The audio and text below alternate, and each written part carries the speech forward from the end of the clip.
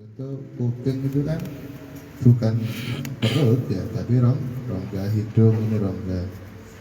Ya, bahkan di dalam perut ini kalau kemarin di kitab yang kita baca itu kan ada istilah itu ya. Kalau anda kata perut ini terbuka, dirobek gitu ya, terus dimasuki air, maka di situ termasuk masuknya benda ke dalam rongga. Sama. Ya, masuk melalui mulut, hidung, telinga, dubur, ya, atau vagina atau penis, kubul gitu ya. Itu semuanya rongga. Kalau kita perhatikan berarti rongga yang terbuka, munfatih, ya, atau maftuh. Munfatih itu maksudnya kayak perut kan aslinya kan tertutup, dirobek akhirnya terbuka. Ya, kalau yang maftuh ya saat sudah terbuka memang pada awalnya terbuka seperti telinga, hidung dan lain sebagainya. Itu sudah kita pahami ya, masuknya benda ke dalam rongga. Apa yang harus kita perhatikan dalam perkara ini? Beberapa hal yang perlu diperhatikan ketika buang air besar dan atau kencing. Yang pertama, jangan memasukkan jari ke bagian dubur karena dapat membatalkan puasa. Gini, karena memang ada yang menjelaskan kalau istinja itu harus dimasukkan. Tidak ada itu. Itu malah yurisul waswas, mengakibatkan waswas, baik puasa atau tidak puasa. Itu ada pembahasan memang bagi orang yang punya penyakit ambeien. Karena kalau orang punya ambeien, ambeien ya, itu kalau sampai ada yang keluar itu tidak bisa dikembalikan kecuali dibantu dengan tangan. Ya, ambeien itu apa ada yang keluar, bukan kotoran itu, nah, penyakitnya itu ya, itu kan tidak bisa dikembalikan lagi kecuali dibantu dengan tangan. Nah, ketika tangan itu mengembalikan, itu jarinya ikut masuk. Nah, itu tidak apa-apa, karena memang itu darurat gitu ya. Tapi kalau untuk istinja tidak sampai harus memasukkan jari ke dalam bagian dubur, karena itu satu bisa membatalkan puasa.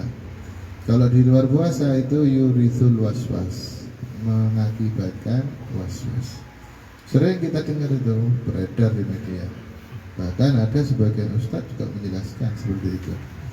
Ya, tujuannya agar supaya bersih, agar supaya najisnya hilang. Jadi gini, ada hukum batin, ada hukum zahir.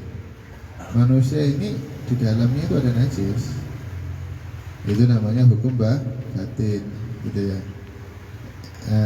Di luarnya itu disebut dengan hukum zahir. Nah, kalau hukum batinnya itu najis, ya kalau kita menghukumi biar kalau ada kata batin itu yang mana memang hukumnya najis itu kita hukumkan di dalam sholat, ya kita tidak ada yang sah buat sholatnya. Paham ya? Contoh di dalam perut kita ini apa isinya? Najis, tapi hukumnya hukum batin. Nah, kalau hukum batin itu kita anggap di dalam hukum sucinya sholat, ya tidak ada yang sah orang sholatnya. Kerongkongan hukumnya batin, tapi kan di situ juga ada najis, ada yang keluar dari dari lambung gitu ya. Bagaimana hukumnya najis? Nah, kalau kita batin ini kita sangkut pautkan dengan hukum suci di dalam sholat, tidak ada yang sah sholatnya. Nah, para fuqaha, para ulama ahli fikih mengatakan kalau masalah dubur itu yang di dalamnya kerutan, karena ada, kalau bahasa itu ada cincin urat itu sebetulnya. Ya, yang di dalamnya kerutan cincin itu hukumnya batin. Paham ya? Yang dari cincin dan keluar itu hukumnya zahir. Yang wajib dibersihkan, yang wajib suci badan kita itu ketika sholat itu hanya zahirnya saja. Kalau anda kata batinnya harus suci, nah apa caranya? Dikuras perutnya. Jelas ya. Jadi ada batasannya, ada zahir, ada batin. Oleh karena itu tidak wajib berarti. Tidak wajib untuk istinja sampai memasukkan jari ke dubur agar supaya bersih, dikeluarkan semua kotorannya. Baru dikeluarkan, dapat setengah menit najis lagi. Namanya batin, iya kan? Ketika jarinya sudah masuk dibersihkan misalnya, baru dibersihkan, turun lagi kotorannya. Karena yang top itu kan cincinnya saja, paham ya? Nah, dibersihkan ya najis lagi nanti, nggak bisa gitu maksudnya. Karena memang itu adalah bagian batin. Ya, yang wajib suci itu adalah bagian dohir. Bisa jelas ya. Oleh karena itu, jangan memasukkan jari ke bagian dalam dubur karena dapat membatalkan puasa. Kecuali jika terpaksa, ini ya, kecuali jika terpaksa. Kenapa kok bisa terpaksa? Nah, yaitu sekiranya kotoran tidak dapat keluar tanpa memasukkan jari ke dalam dubur. Ini apa? Orang sakit ini. Kotorannya itu sampai penuh ini ya. Nggak keluar, ini harus dicongkel ini katanya. Alhamdulillah. Nah, gimana? Nah, itu baru boleh. Karena terpaksa itu kan, bukan karena apa sebetulnya ya kan. Baik. Yang dimaksud dengan masuk pada bagian dalam masalah dubur adalah lubang anus yang terletak setelah kulit yang keriput itu ya, kan ya? Nah, itu namanya cincin. Nah, ada hadisnya itu al-ainani wika usah, yang ngatur cincin itu, kan itu urat itu bisa dikendorkan, bisa dikencengkan. Siapa yang ngatur? Al-ainan, mata. Kalau bisa mata, maksudnya Nabi itu kalau kita sadar, kita bisa mengencangkan, bisa mengurutkan. Kalau bisa kita tidur, tidak bisa gitu. Oleh karena itu orang kalau tidur wudhunya batal. Kenapa? Karena itu tidak bisa kencang rapet, tidak bisa kendor rapet, tidak bisa. Karena sudah potensi besar, anginnya pasti keluar gitu. Ya, kalau orang itu ya. Itu pertama yang harus kita perhatikan. Yang kedua, nah ini yang pernah ditanyakan begini ya, jangan memutus kotoran yang sedang keluar. Maksudnya tunggu keluar semua, nanti biar terputus sendiri maksudnya. Nah ya, itu kan tadi kan bisa diterutkan, bisa dikendorkan, bisa dikerutkan, Ini tengah-tengah OTW, masih dapat separuh, diputus kemudian. Ya, takutnya ketika putus itu ada bagian yang sudah keluar masuk lagi gara-gara diputus. Ya. Tapi ini maksudnya ini bukan juga kita agar supaya sampai was-was, enggak. Istilahnya itu qadha'il hajah fadl. Orang sakit perut masa mau ditunda sama maghrib. Ya kan?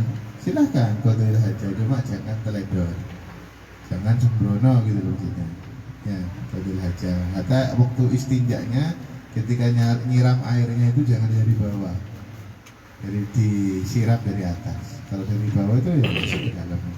Apalagi ketika nyiram dari bawah, ini dikedorkan, disiram dari bawah masuk.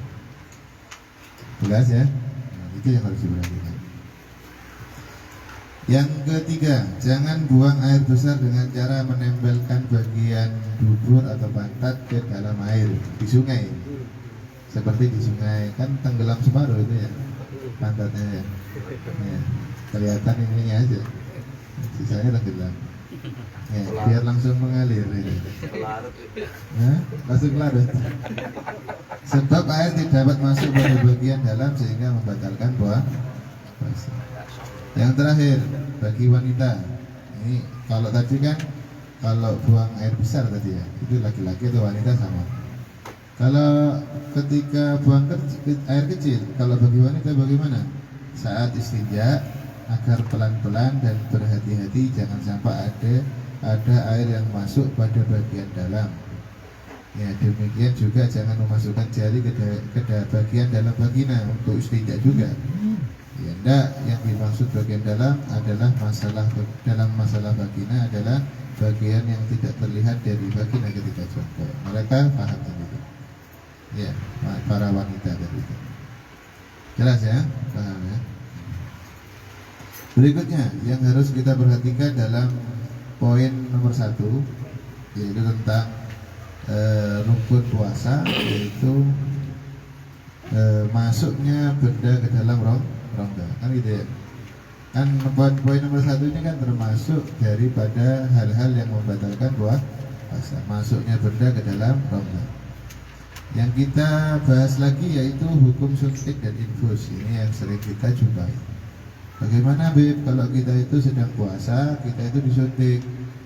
Bagaimana Beb kalau kita sedang puasa, kita itu diinfus?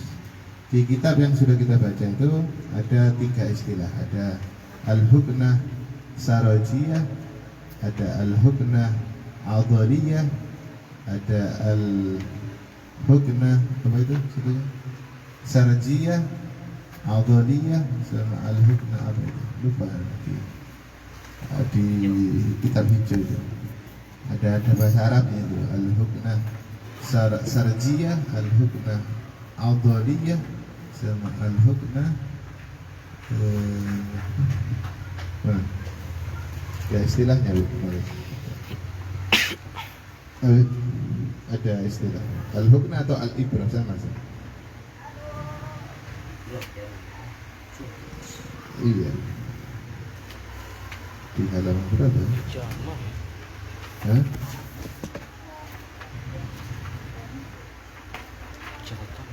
Berapa?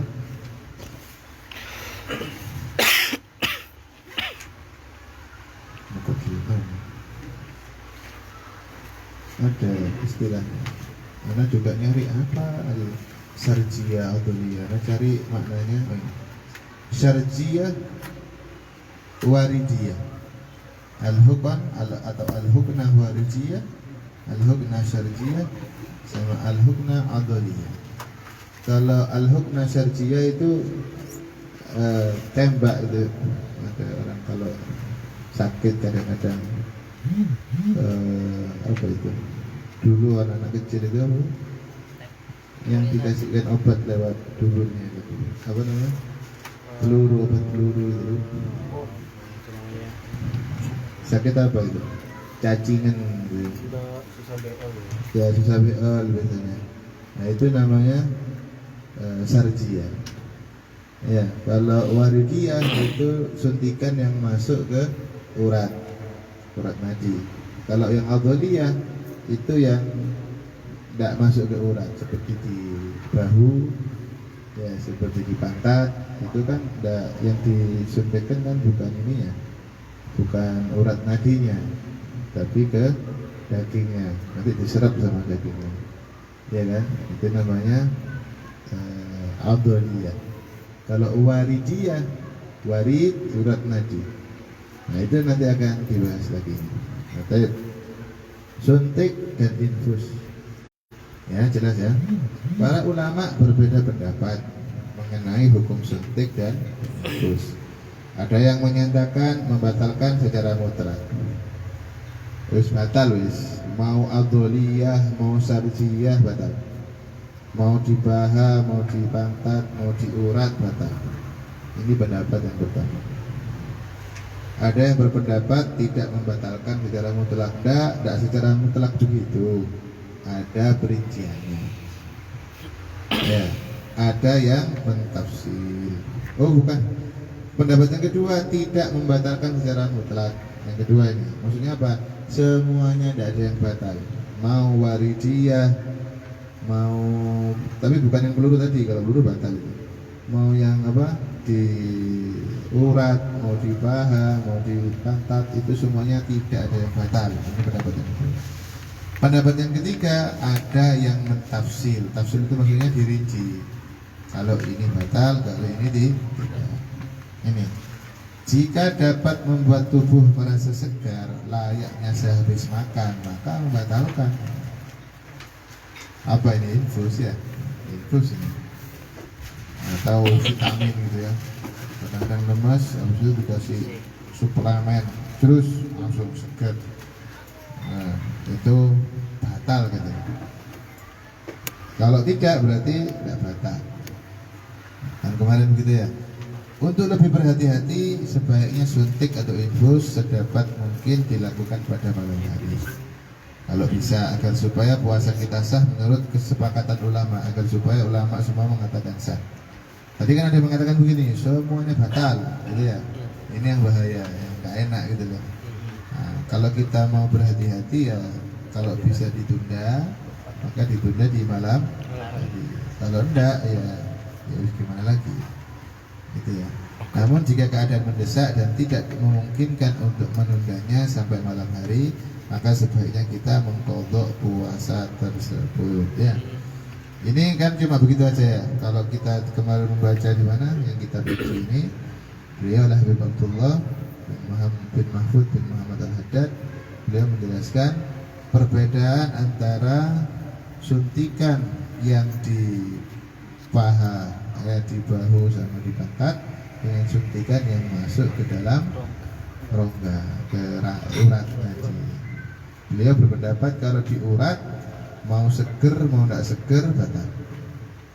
Tapi kalau di mana, di bahu sama di pantat tidak batal, karena itu hakikatnya hanya meresap saja ya, karena bukan di rongga. Tadi kan pembahasannya kita memasukkan benda ke rongga. Ini bukan rongga ya, tapi kalau ke urat rongga sudah ya, jelas ya.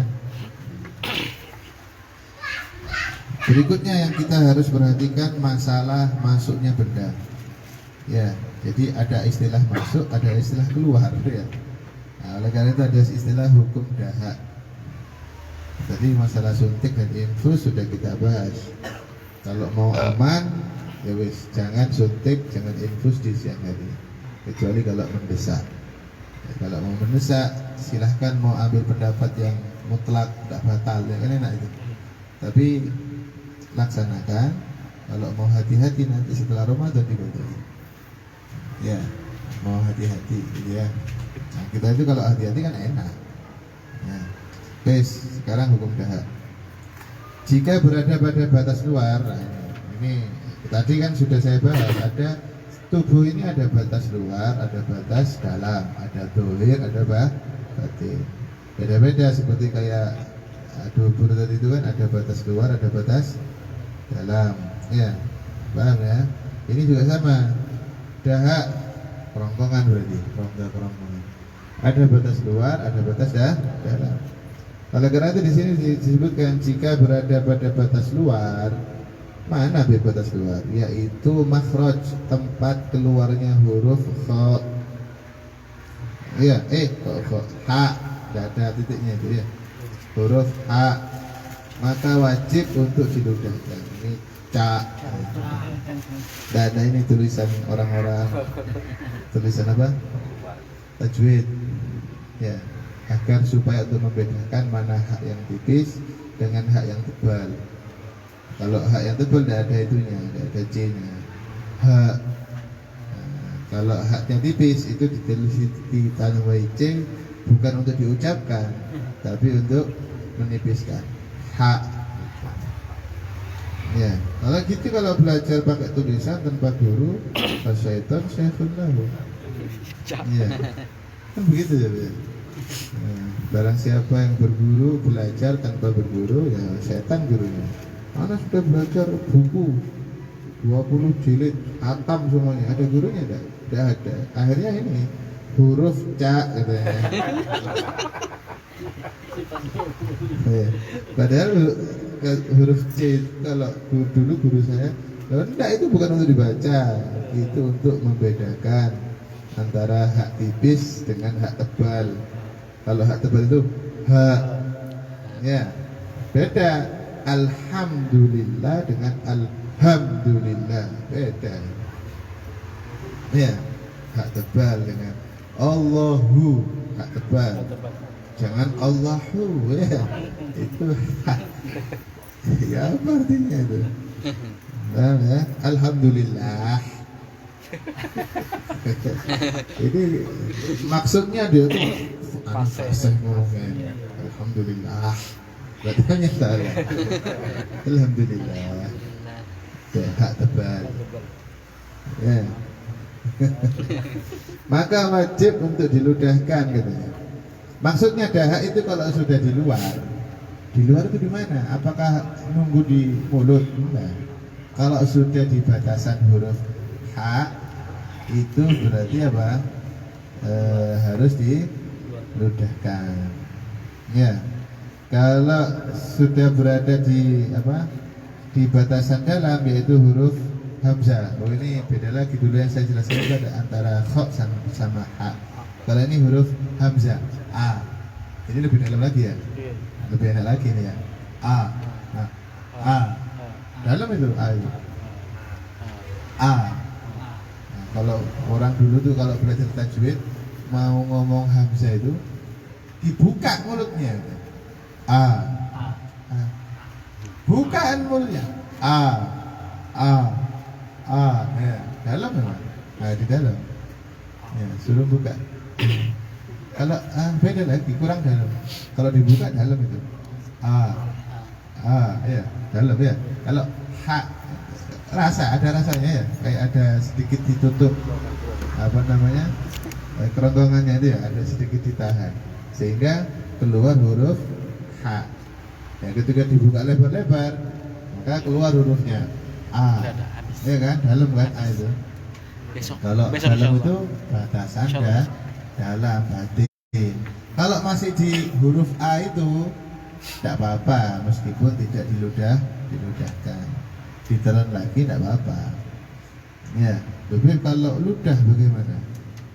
Ludah itu kan di batasan luar, di mulut kan ludah ini. Kok boleh ditelan? Nah, itu rahmatan. Kenapa andai kata ulama mengatakan ludah itu karena di batasan luar harus diludahkan, tidak boleh ditelan. Bayangkan puasanya modelnya gimana? Harus minta ampun harusnya. Ya, muncul ludah, sampai ludahkan. Muncul ludah, sampai ludahkan. Ya, 3 jam tidak kuat sudah. Banjir. Jelas ya? Jelas. Hukum masuknya air secara tidak sengaja ketika mandi. Pembahasan berikutnya. Ya, apa kalau kita itu mandi, kita itu di rongga-rongga, telinga, hidung dan lain sebagainya itu kemasukan. Yang dibahas itu tidak sengaja yang dibahas. Kalau sengaja tidak dibahas, jelas. Ya batal pastinya. Namanya sengaja. Maksudnya itu kalau yang disengaja tidak dibahas, karena sudah jelas hukumnya itu Pak. Nah, sekarang yang dibahas itu kalau tidak sengaja, apakah batal atau tidak? Dikatakan jika mandi yang dilakukan termasuk mandi yang diperintahkan oleh agama, kalau bahasanya itu masyru', ya, mandi yang diperintahkan seperti mandi wajib, mandi janabah, mandi sunnah hari Jumat, itu kan mandi yang diperintahkan, mandi yang disyariatkan. Ya, mandi sunnah di hari Jumat ini seperti mandi janabah atau sunnah seperti mandi yang menghadiri sholat Jumat. Apa hukumnya? Maka tidak membatalkan puasa kecuali jika mandi dengan cara mencebur ke dalam air. Artinya begini, ketika kita mandi janabah, kita mandi kan, artinya kita ini sebetulnya sudah berhati-hati, gitu ya, sudah berhati-hati, kok masih kemasukan, tidak batal. Nah, kalau kita sengaja nyebur, sengaja kan berarti, nah, gitu loh maksudnya. Intinya kalau kita sudah berhati-hati, tetap kemasukan dengan catatan mandi tersebut mandi yang diperintahkan, entah itu perintah wajib atau perintah sunnah, maka tidak batal, boleh-boleh saja. Tapi kalau yang kedua, jika mandi yang dilakukan tidak diperintahkan oleh agama, ghairu masyru', maksudnya bukan yang dilarang maksudnya, tapi boleh-boleh saja. Seperti mandi apa? Untuk menyegarkan tubuh, mau berangkat kantor biar seger, ya, maka membatalkan sejak puasa secara mutlak. Artinya apa? Jika kemasukan, bukan mandinya itu batal, bukan. Jika kemasukan sengaja atau tidak sengaja batal. Jadi itu resiko yang harus diterima. Beb, Anda mau berangkat kantor, Anda mau mandi, boleh apa enggak? Boleh, tidak dilarang. Silahkan, betul. Ya, karena mandi itu bukan sesuatu yang dilarang. Tapi ketika mandi ada resikonya.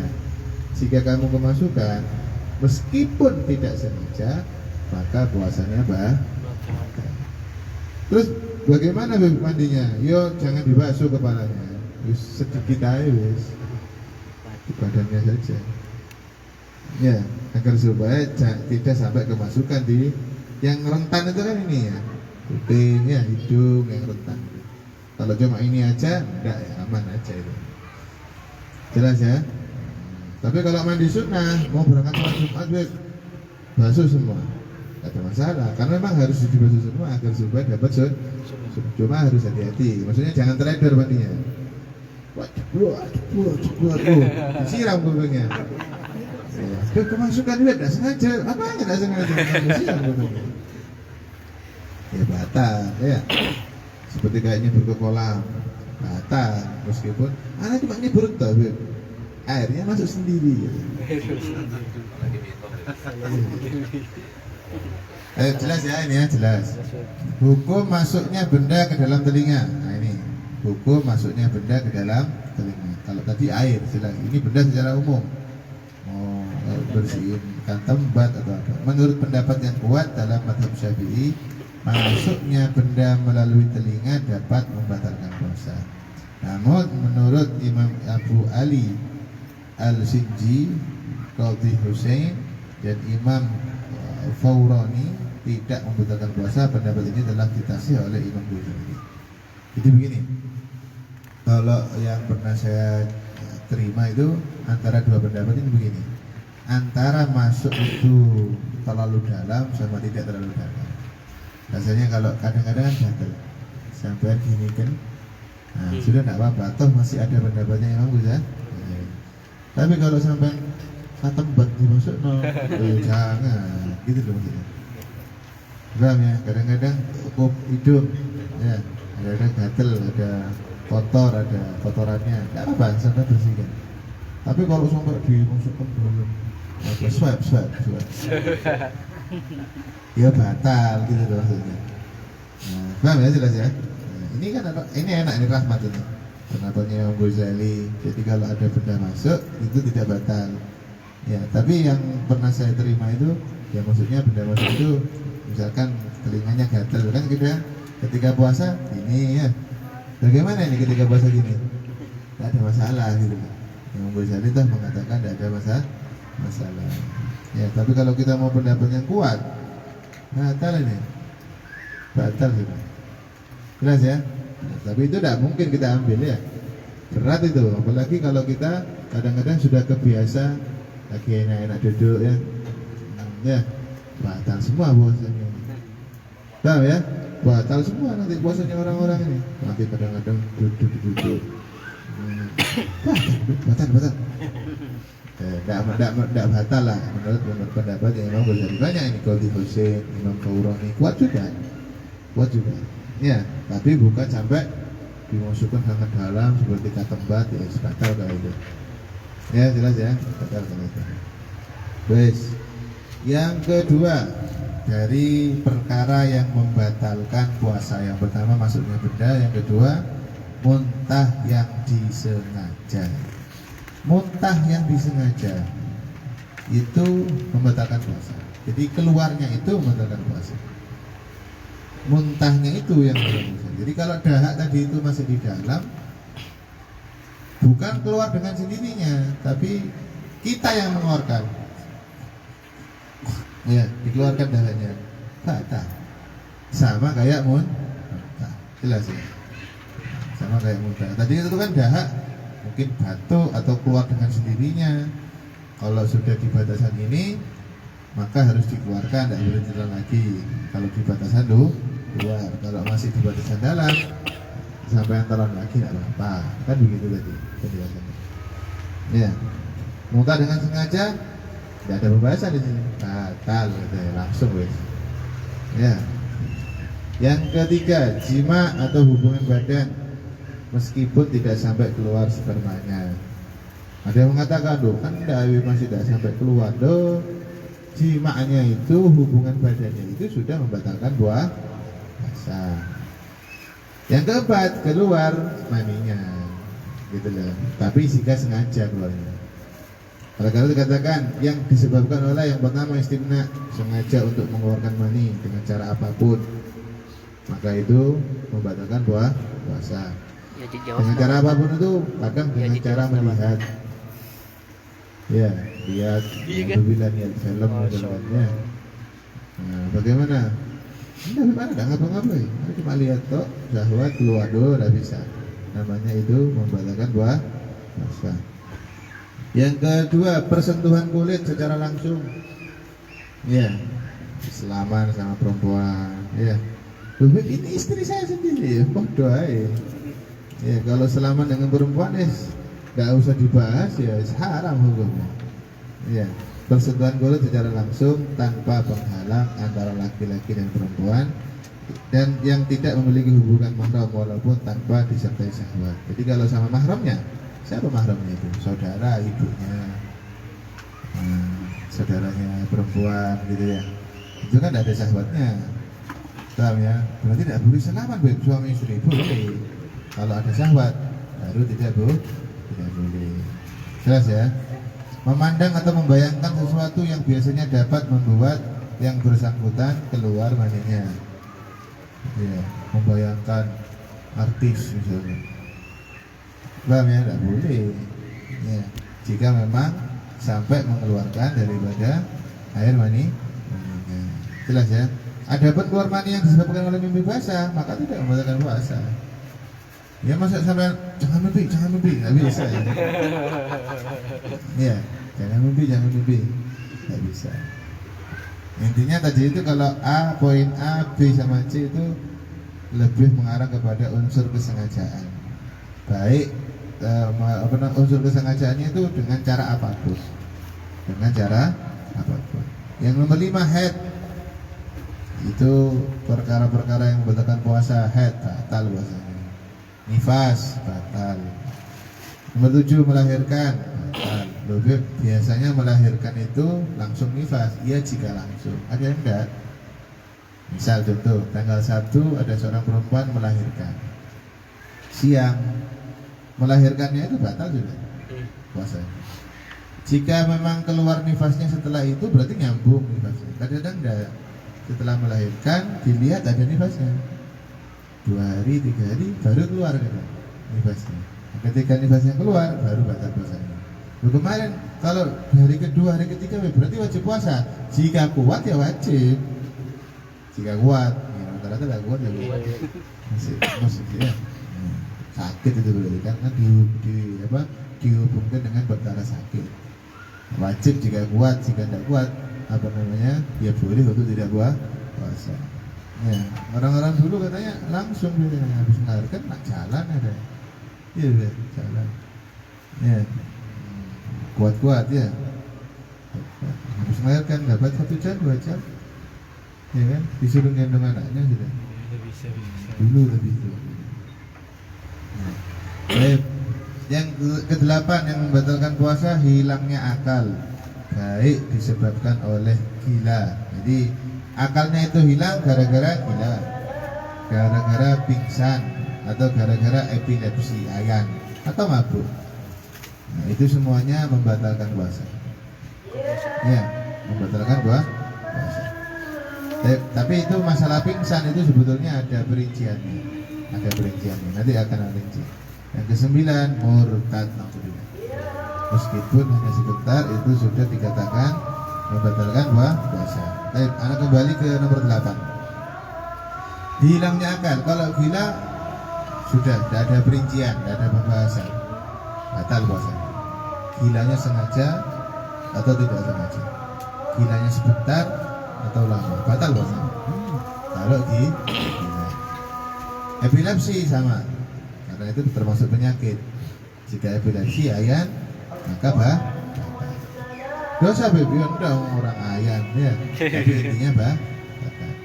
Kalau pingsan, nah